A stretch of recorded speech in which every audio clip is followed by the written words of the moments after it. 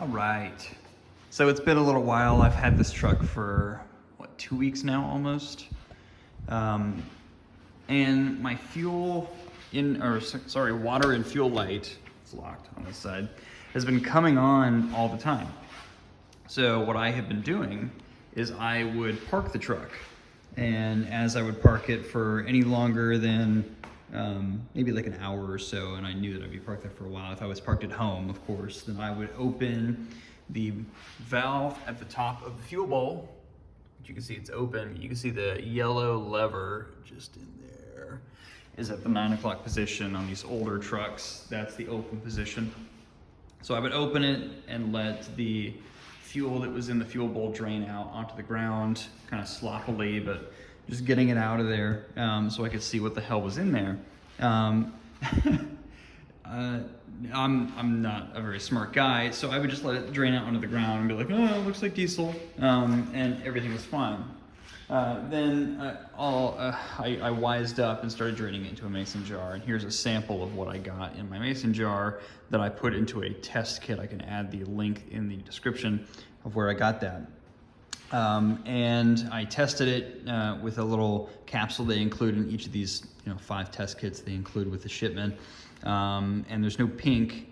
Pink would indicate moisture, so there's no water in there.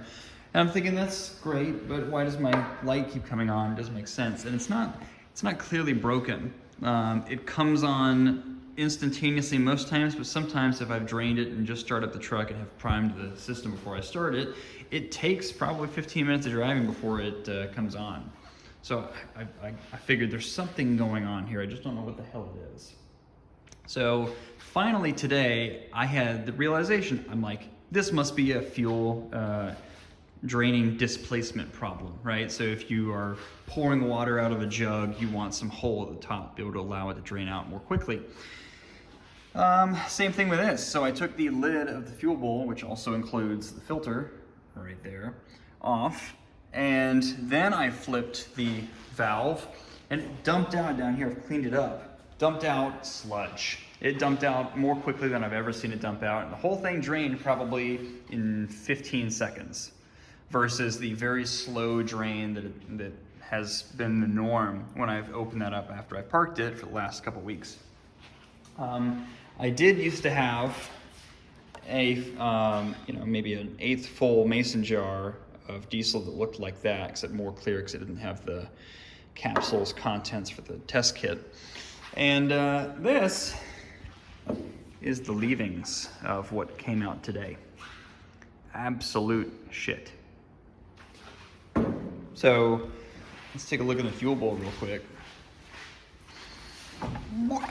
More of the same. Well, you probably can't see it too well with the lighting, and I don't have one of those nice lights that hangs from the top. Actually, no, I have a flashlight over there. Let's do that. Climb up here. Hope I don't slip off from the bumper. So there's a lot of sludge, and that light is a little hot for the camera. You see all the sludge in there? So I got to clean that out.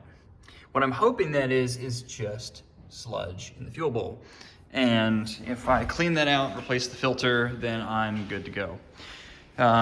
What I'm thinking could be the reality after I do that, replace the filter and button it all up and prime the fuel system, start it, could be the case is the fuel tank, which I've only been using the primary fuel tank, is corroding from the inside, which would be real fun. Because that'll mean I get to replace the fuel tank. And if I'm doing the fuel tank, I might as well do the fuel system too.